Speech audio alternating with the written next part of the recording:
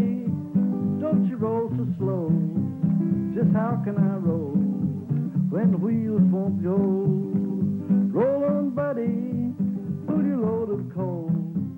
His song, 16 Tons, is one of those things that you can go anywhere and say 16 tons, and then people will say, oh, okay, that's who Merle Travis is. You get another day older and deeper in debt. St. Peter, don't you call me, 'cause I can't go. Even though he lived away from here most of his life, he was pure Kentucky through and through. Underneath this cowboy coal mine image was a great deal of sophistication and depth. There are really two kinds of people. In terms of songwriters, especially guitar players, there's people who understand that they owe a debt to Merle Travis for what he offered and what he did, and there's people that haven't heard of him yet.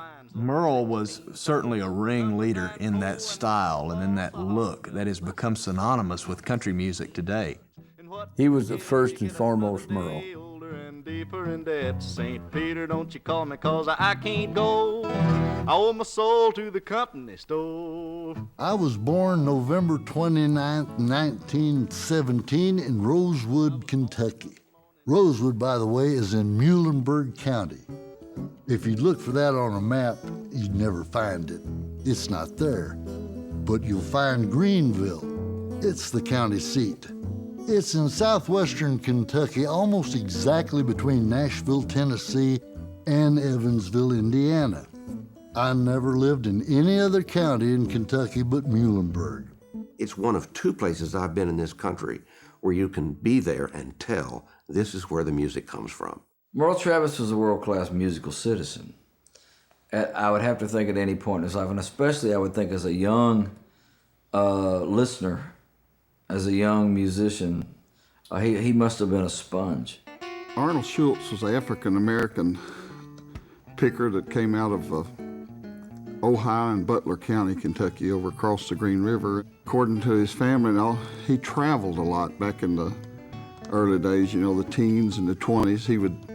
River travel was a big thing, so he would get on the Green River and catch boats and travel, and some say he went as far as New Orleans, but he picked up a lot of different styles. He brought a lot of songs back into this area. And in this area, there's a fellow named Kennedy Jones, who we credit being the first guy that, in our line of playing, our genealogical thumb-picking line, Kennedy was the first man to use a thumb pick. Of course, he shared them with some of the guys that was following him around, guys like Ike Everly, who was Don and Phil Everly's daddy, and Mose Rager.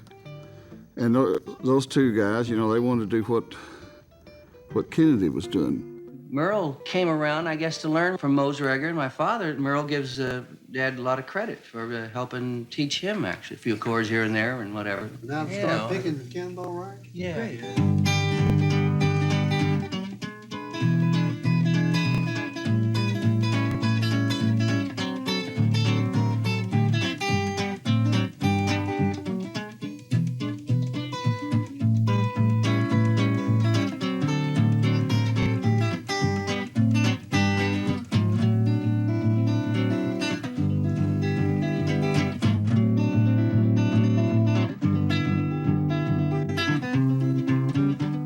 Time I got to talk with Merle, he said, if it hadn't been for Mose, I'd probably be picking up aluminum cans. He said, I was too lazy to work in the mines. Well, there was a couple of guys around my hometown named Mose Rager and Ike Everly, and they played that style, and I'd listen to them and then go home and try to play like them.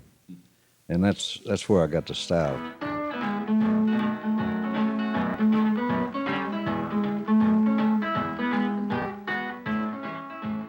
I didn't know at that age that I was living in what would be later referred to as the Great Depression. The Rob Travis family never lived in a house with electricity, plumbing, inside or out. We never had a radio. We never even had rugs on the floor. Dad never owned a car in his life. We had no horses or mules, and our lights were coal oil kerosene lamps, and our drinking water come right out of the spring. Mom cooked on a coal stove, and the house was heated with a coal fireplace. He was a colorful character, and he brought his culture with him to the table of country music and to the table of American music.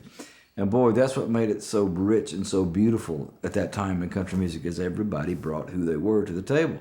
and where they came from. It was not a homogenized society then. Travis brought Muhlenberg County, Kentucky, by way of Hollywood and wherever else, in WLS in Chicago, all those stops along the way. And the subtotal was him